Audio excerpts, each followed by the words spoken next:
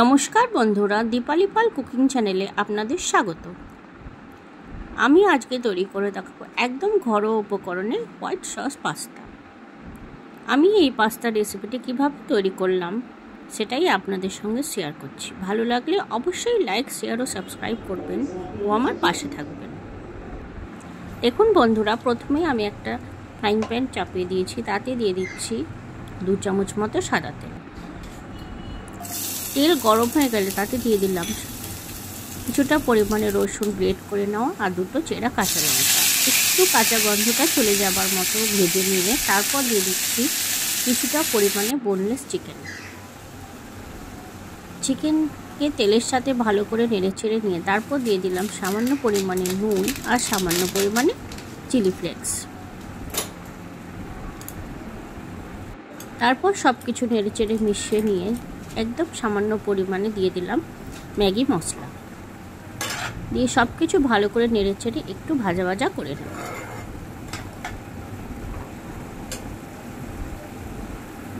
আমার এই ভিডিওটা স্কিপ না করে পুরোপুরি দেখবার অনুরোধ রইল, তাহলেই আপনারা বুঝতে পারবেন ঘরোয়া উপকরণ দিয়েও এই দোকানের মতো হোয়াইট সস পাস্তাটা খুব সাধারণভাবে তৈরি করে নেওয়া যায়। চিকেনের টুকরোগুলোকে ভালো করে নেড়ে নরম হওয়া পর্যন্ত রান্নাটা করে নিতে হবে।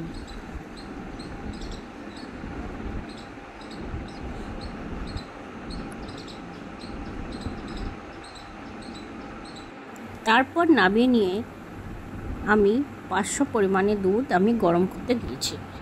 ফ্রিজে ছিল বলে সামান্য পরিমাণে একটু গরম করে নিলাম। তারপর দুধটা নামিয়ে নিয়ে একটা কড়াই চাপিয়ে দিয়েছি, তাতেই দিয়ে দিচ্ছি পরিমাণ মতো বাটার। এখানে 2 চামচ বাটার আছে। খুবই গরমের কারণে আমি বাটারটা একটু কম পরিমাণে ব্যবহার করলাম, আর দিয়ে দিলাম 2 চামচ মতো সাদা তেল, যাতে বাটারটা পুড়ে না যায়।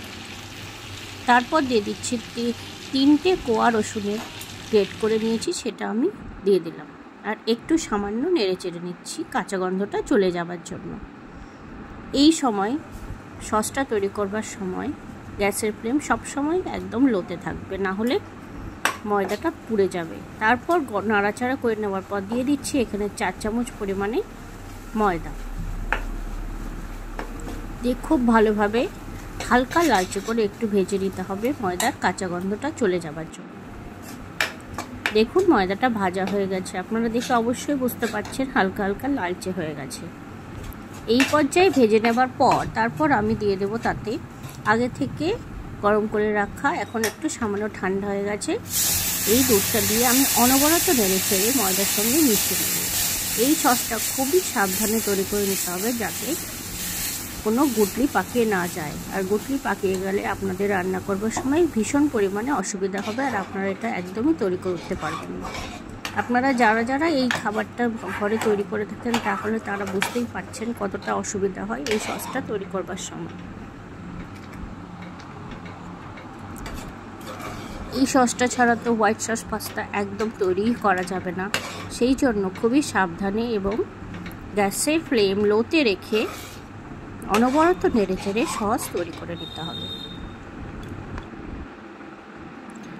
আমার সসটা প্রায় তৈরি করা হয়ে গেছে, এখন আমি গ্যাসের ফ্লেম বন্ধ করে দিয়েছি। তারপর তাতে দিয়ে দিচ্ছি পরিমাণ মতো সামান্য একটু নুন, দিয়ে ভালো করে নেড়েচেড়ে একবার মিশিয়ে নিচ্ছি।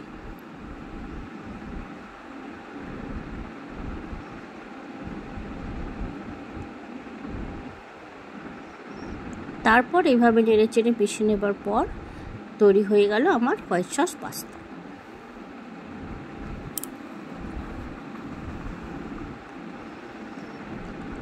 তারপর আমি কড়াইটা নামিয়ে দিয়ে একটা বড় আকারের পাত্রে জল চাপিয়ে দিয়েছি ম্যাকারনি পাস্তাগুলোকে সেদ্ধ করে নেবার জন্য। জলটা একটু গরম হয়ে গেলে আমি 500 গ্রাম পাস্তা জলে দিয়ে দিলাম। তারপর দিয়ে দিচ্ছি স্বাদ মতো নুন আর সামান্য পরিমাণে সাদা তেল।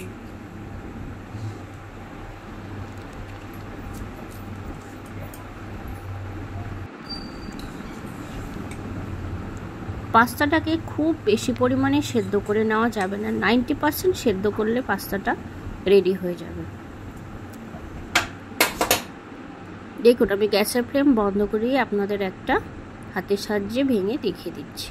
দেখুন 90% সেদ্ধ হয়ে গেছে, কেননা 100% সেদ্ধ করলে আপনাকে আবার আমাদেরকে সসের সঙ্গে সেটাকে রান্না করতে হবে, সেই জন্যই 90% সেদ্ধ করে নিলে হয়ে যাবে। তারপর জল ঝরিয়ে ঠান্ডা করে নেব। তারপর পাস্তা নামিয়ে নেবার পর আমি একটা কড়াই চাপিয়ে দিয়েছি, তাতে পরিমাণ মতো সাদা তেল দিয়ে দিলাম।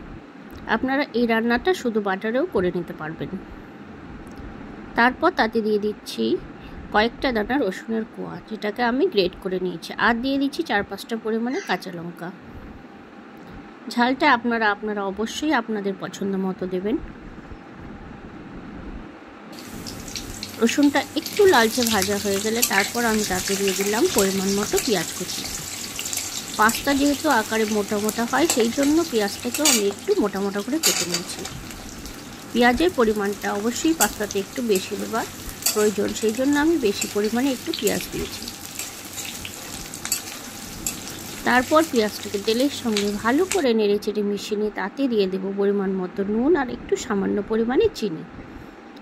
চিনি দিলে পেঁয়াজটা খুব তাড়াতাড়ি লাল হয়ে যাবে, যেহেতু মোটা আকারে কেটে নেওয়া হয়েছে। পেঁয়াজগুলো একদম বেশি পরিমাণে ভাজবার প্রয়োজন নেই, হালকা লালচে হয়ে গেলেই আমি সমস্ত পাস্তাগুলো তাতে দিয়ে দিলাম। তারপর একবার ভালো করে নেড়ে চেড়ে সব কিছু একসঙ্গে মিশিয়ে দিচ্ছি। সব কিছু মিশিয়ে দেওয়ার পর আমি আগে থেকে তৈরি করে রাখা হোয়াইট সস পাস্তাটা তাতে ঢেলে দেবো।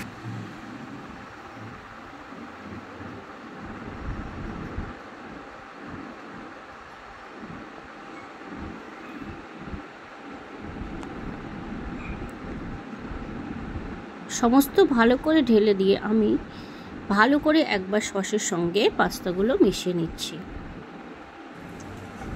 সসটা আগে থেকে তৈরি করে রাখার জন্য একটু ঘন হয়ে গেছে, কিন্তু কড়াইতে যখনই দেওয়া হবে গরমের সঙ্গে আবার সেগুলো গলে একটু নরম হয়ে আসবে।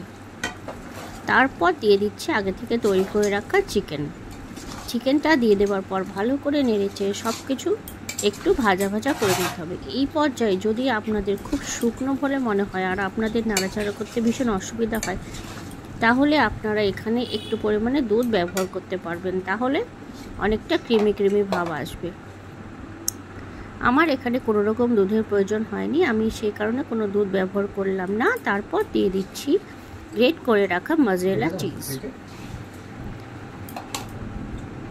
এই হোয়াইট সস পাস্তায় অবশ্যই চিজের প্রয়োজন, সেই জন্যই আমি এখানে চিজ ব্যবহার করলাম। আর দিয়ে দিচ্ছি কিছুটা পরিমাণে চিলি ফ্লেক্স আর ব্ল্যাক পেপার পাউডার।